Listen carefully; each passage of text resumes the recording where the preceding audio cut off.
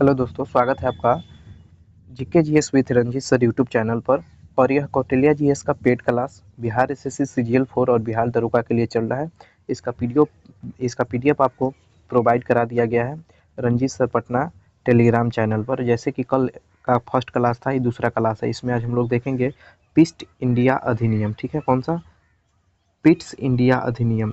तो Pitt's India अधिनियम British संसद में 1773 के रेगुलेटिंग एक्ट के जो कमी बच गया था उसको दूर करने के लिए लाया गया था। तो चलिए स्टार्ट करते हैं। यह एक्ट 1773 के रेगुलेटिंग एक्ट की कमियों को दूर करने के लिए ब्रिटिश संसद में एक संशोधन अधिनियम बंदोबस्त कानून एक्ट ऑफ सेटलमेंट पारित किया गया। और यह कब पारित किया गया था? तो यह 1784 में पारित किया गया था। अनय पिट्स अधिनियम 1784 में अस्तित्व में आया। ठीक है, तो 1773 के रेगुलेटिंग एक्ट के कमियों को दूर करने के लिए ब्रिटिश संशोधन में एक संशोधन अधिनियम पारित किया गया था, जिसे क्या कहा गया? बंदोबस्त कानून एक्ट ऑफ सेटलमेंट कहा गया है। क्या कहा था? Act of settlement. और इसका आया तो 1784 में अस्तित्व में आया था। आगे देखेंगे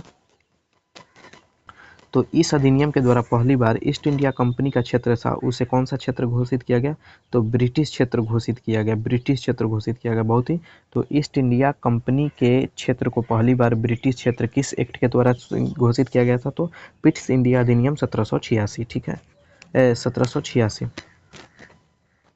उसके बाद अगला है, और पिट्स इंडिया अधिनियम के द्वारा ईस्ट इंडिया कंपनी के सभी कार्यों को दो भागों में बांट दिया गया, एक व्यापारी कार्य और एक राजनीतिक कार्य में बांट दिया गया। ठीक है, तो यहाँ पे देखेंगे कि व्यापारी कार्य को कौन देखता था? Board of directors. और राजनीतिक कार्य को कौन देखता था? Board of controller. तो दोनों याद रखिएगा कि ईस्ट इंडिया कंपनी के जो जितने काम थे उसे दो भागों में बांटा गया है, व्यापारी कार्य और राजनीतिक कार्य। व्यापारी कार्य को बोर्ड ऑफ डायरेक्टर देखता था, राजनीतिक कार्य को बोर्ड ऑफ कंट्रोलर देखता था। ठीक है, आगे देखते हैं।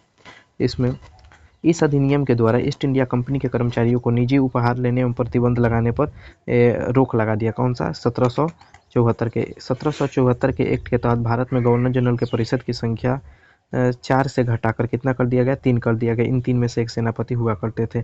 ये वाला जो आपका है ना, ये वाला पॉइंट है, ये इसका नहीं है, 1773 के है महत्वपूर्ण। तो ये अपने याद रखिएगा, ये गलत इसमें दिया गया है। ठीक है, यहाँ पे 1784 के एक्ट के तहत भारत के गवर्नर जनरल की संख्या 4 से घटाकर 3 कर दिया गया है।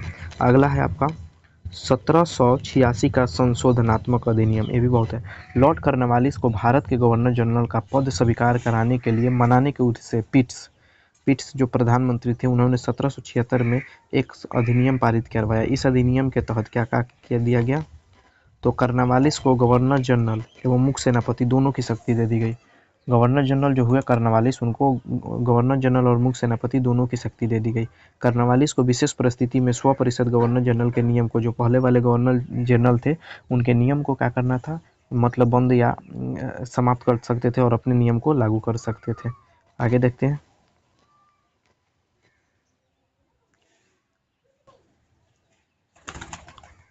ये सब एक टॉपिक रखिएगा, बहुत ही सवाल आते हैं एक्ट से।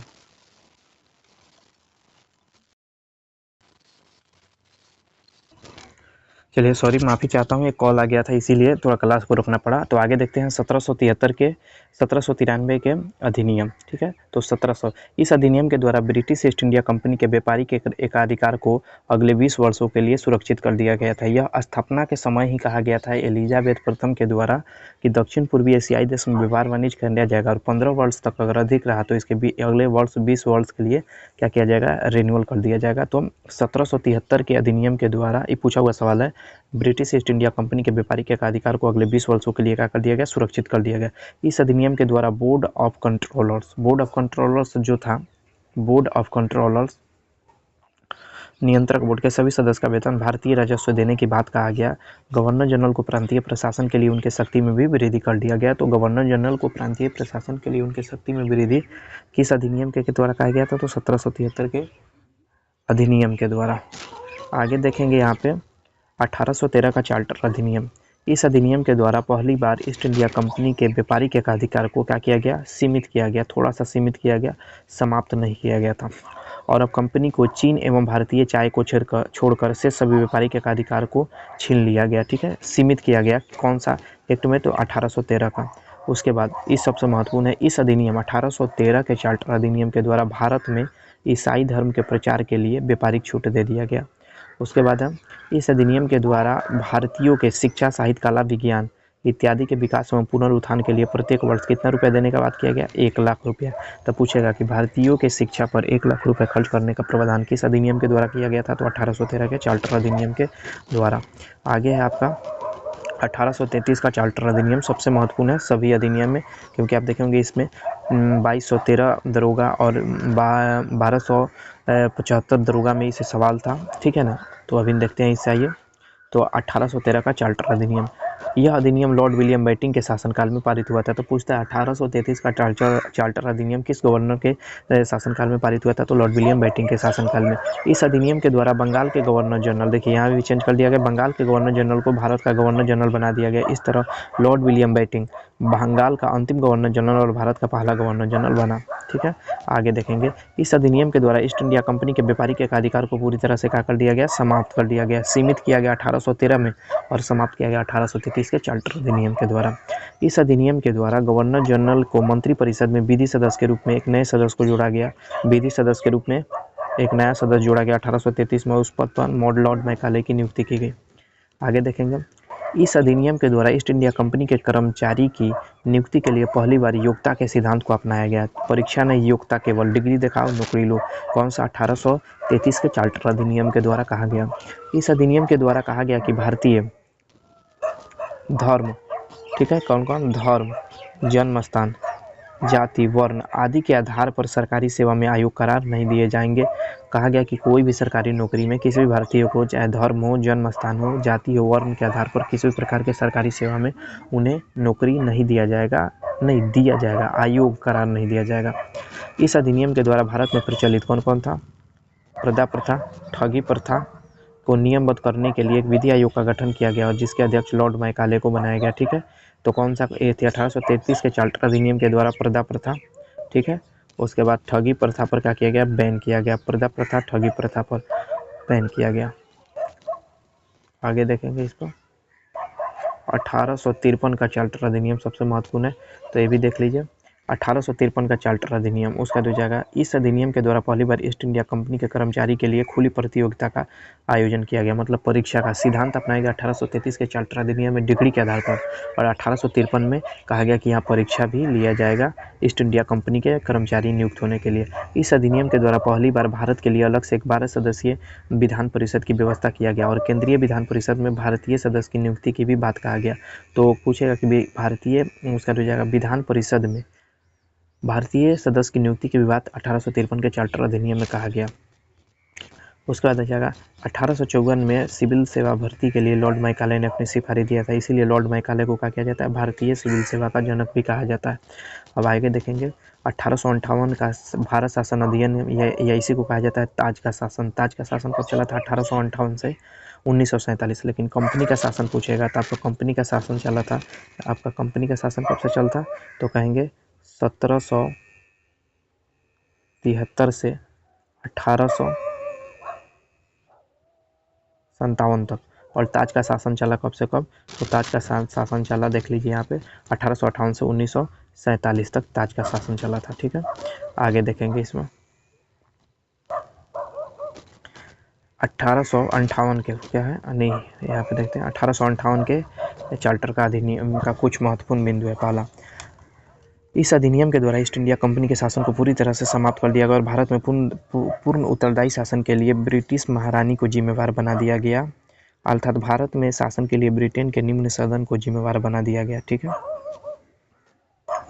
इस अधिनियम के द्वारा। उसके बाद कहेंगे इस अधिनियम के द्वारा भारत में गवर्नर जनरल को भारत का वायसराय बना दिया गया। 1833 में बंगाल के गवर्नर जनरल को भारत का गवर्नर जनरल बना दिया गया। 1858 के शासन द्वारा भारत के गवर्नर जनरल को भारत का वायसराय बना दिया गया। इस तरह लॉर्ड कैनिंग भारत का अंतिम गवर्नर जनरल और भारत का पहला वायसराय बने, ठीक है। अगला देखेंगे इस अधिनियम के द्वारा बोर्ड ऑफ डायरेक्टर और बोर्ड ऑफ कंट्रोलर की दोहरी शासन प्रणाली को पूरी तरह से समाप्त कर दिया गया और इस अधिनियम के द्वारा भारत में एक नया पद, राज सचिव के पद बनाया गया, जिसकी नियुक्ति ब्रिटेन के निम्न सदन के कैबिनेट मंत्री के किसी भी सदस्य को किया जाता था। ब्रिटिश संसद के प्रति जो जिम्मेवार होना चाहिए, राज सचिव के सहायता के लिए 15 क्या होते थे, सलाहकारी परिषद का भी गठन किया गया, ठीक है। आगे देखेंगे भारत के प्रथम राज सचिव के पद पर किसे नियुक्त किया गया था, तो यह लॉर्ड स्टैनली को नियुक्त किया गया था, याद रखिएगा, बहुत महत्वपूर्ण है।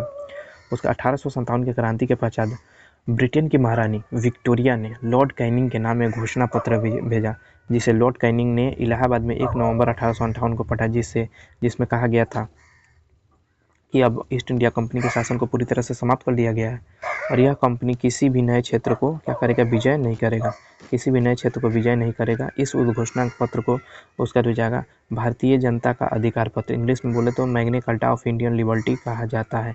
1858 के समय भारत के प्रधानमंत्री पामस्टन थे, ठीक है, कौन थे, पामस्टन थे। हो गया, तो आगे इसी दिन 1 नवंबर 1858 को भारत का एक दिन की राजधानी किसको बनाया गया था, तो याद रखिएगा इलाहाबाद को। और आगे देखेंगे तो 1912 में कोलकाता से दिल्ली भारत की राजधानी लाया गया था। घोषणा कब किया गया था, 1911 में। चलिए आगे देखते हैं।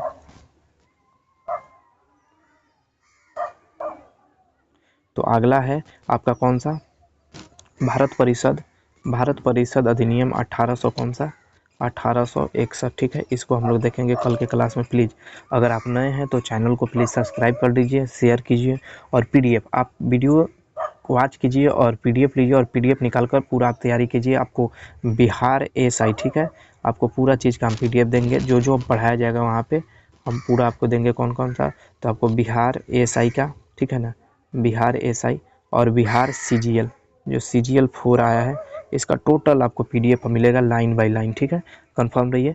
तो थैंक यू, मिलते हैं अगले वीडियो में। जय हिंद।